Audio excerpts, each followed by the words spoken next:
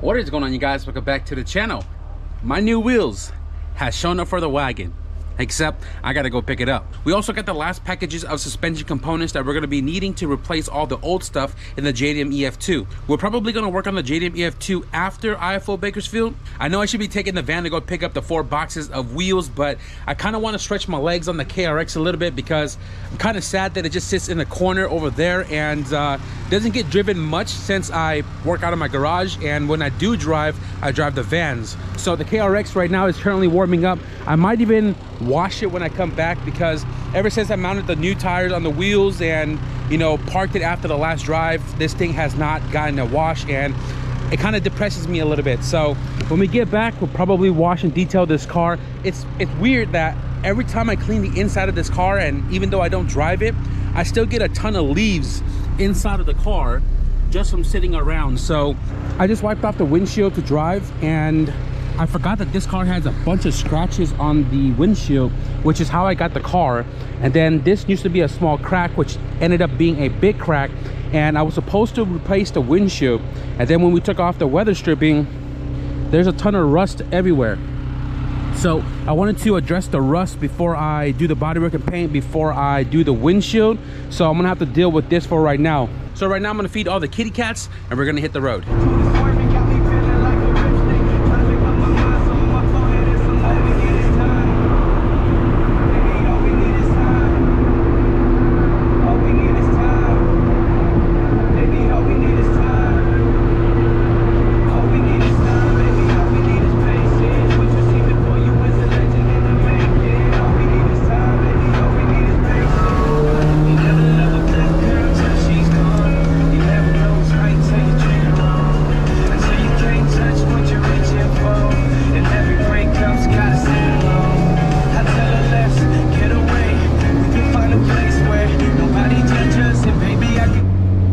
This is why I need a retune.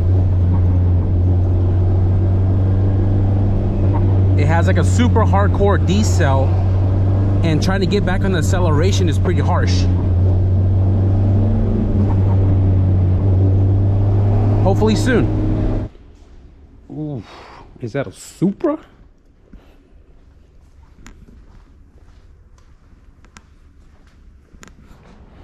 Got some tires out here. This is where I get my Falcons, if you guys are wondering. A little bit more information. I bought a set of these. I bought like 3 sets of these, 205/50s. I'm looking for some headers as well too, but doesn't have too much in stock right now. But I will say, my wheels are right here. 15x8 plus 40 Rotus Slipstreams. Not a surprise, all my cars are on Slipstreams, and I love Spoon Sports. So how to get this spec, because I really want that fitment for the wagon, because I love the way the 15x8 look on my all-wheel drive sedan, which has the same spec but 5-lug. Trying to convince Caesar to sell these right here. Ray Advans 4-lug, our 888s. Damn. We're at NorCal Auto Style, guys, if you guys don't recognize the spot. We've been here so many times. I actually haven't been here in a while, but hey, Caesar, man, I want to get those Advans, bro. The specs are really good. I like them. Yeah, they fit perfect on the Intendra. I know they fit perfect on my car. I thought you were on the phone. Oh, you were telling me last time. That's a perfect angle, dude. The end of the video gets good. Okay, I'm gonna move in a little bit more. A little closer. How many car tandem was this? This is 3, 4. And he went off. Boom, all of a sudden, I'll turn off the slow-mo. Watch it slow-mo. Look, he starts dropping off, His bottom of his bumper hit my door handle. Look at that. Little love tap. That's sketch, dude. But man, that video was pretty fire. The first one on the other angle. I think the inside angle. Do I have? When they had like the tandem with all the other cars behind you guys. I'm gonna have to get a ride in your BMW, bro. Look at this. I love taking people for a ride. Dude, the homie Nate gets down with his car, bro. This one has an LS 6L LQ9. 6.0 LQ9. This Poor man's LS2. Poor man's LS2. He turned this thing on earlier, man. This thing sounds freaking crazy. And this is the second one actually. Everything that came out of the other one. LS chassis. Fourth light chassis. 4. I'm gonna have to get a ride of it.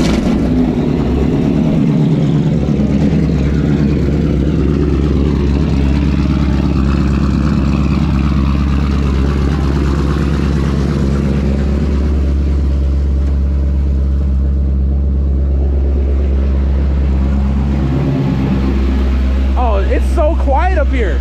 It's hella quiet.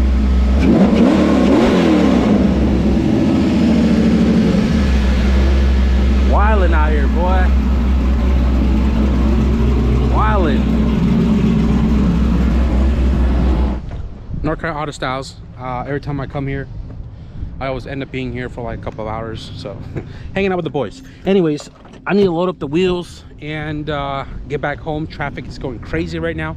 I'm trying to see if I can take it to my buddy's shop to get the tires mounted, because the tires are in the garage. It's been sitting in the garage, and if I can get the tires mounted up, shoot, we might even test fit it on the wagon.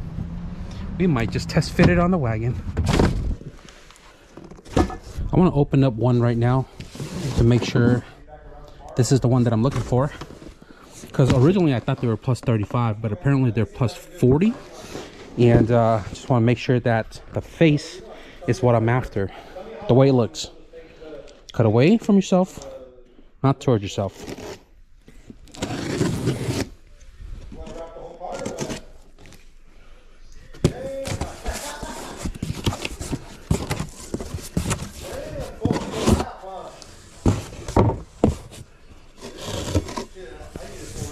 That is the one.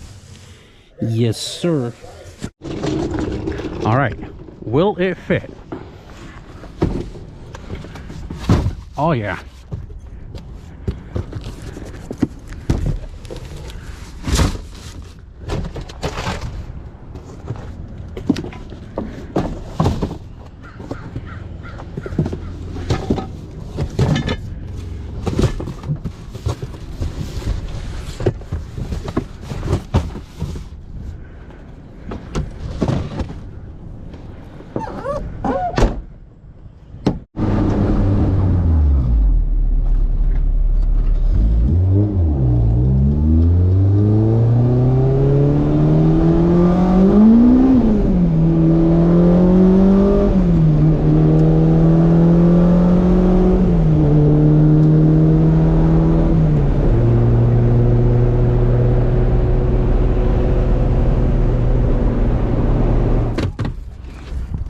Unfortunately, I can't get tires mounted today because my buddy is busy at work, and also they got a new machine that he's not familiar with yet. So I headed to homie Nilo, and I'm just seeing if he's available today, if not tomorrow, to mount tires on these wheels.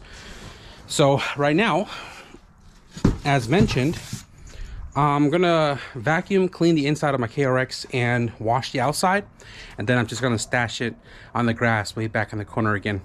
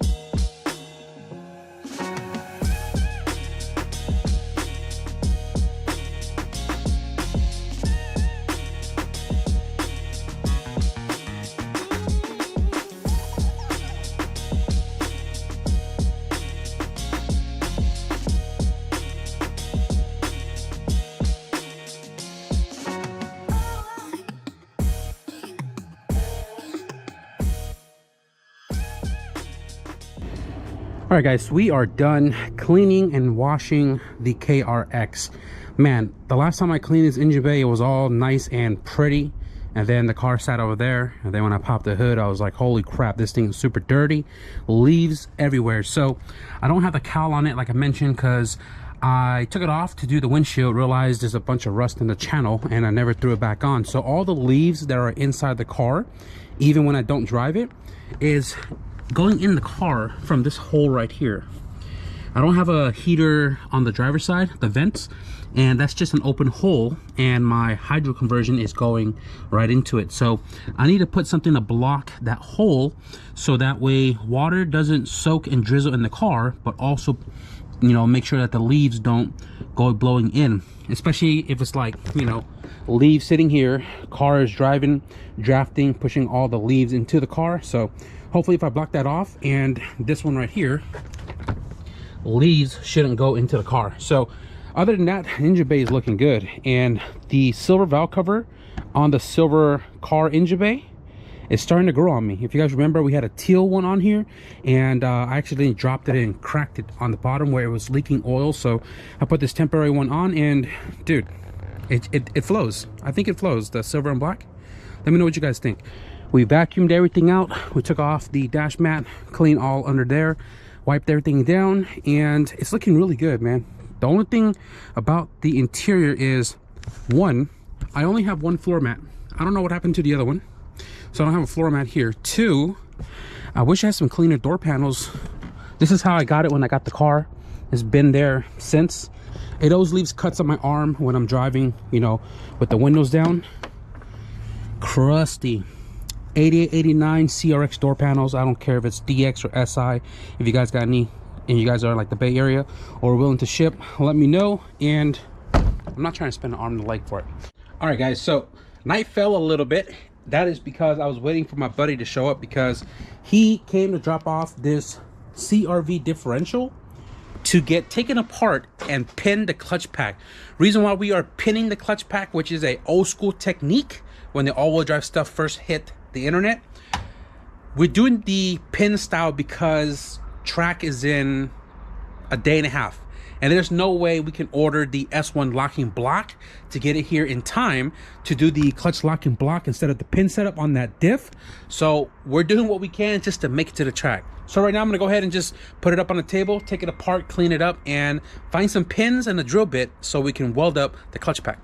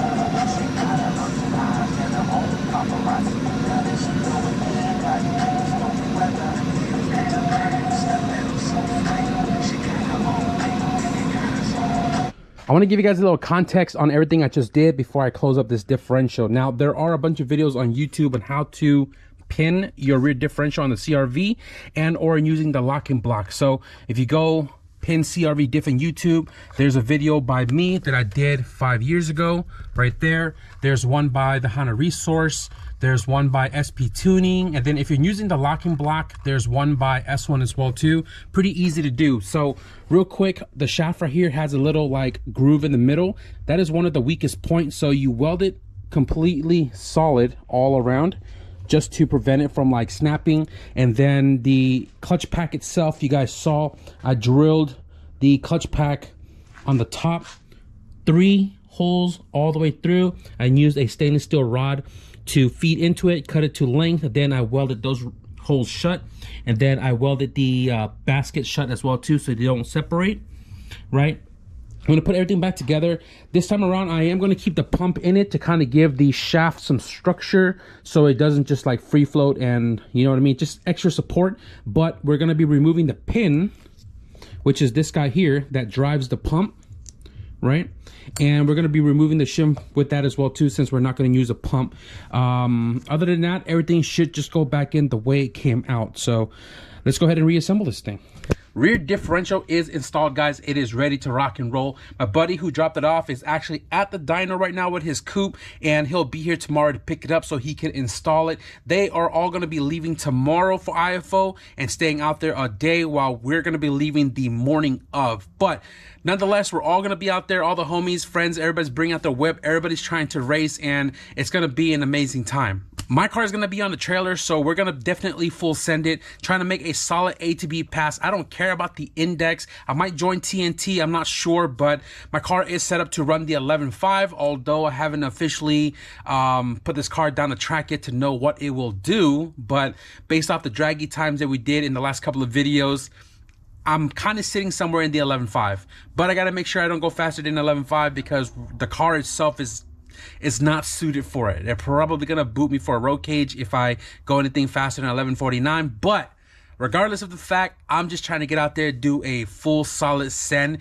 Even if it's on the first pass we do really well, I'm okay with just hanging out with the rest of the day.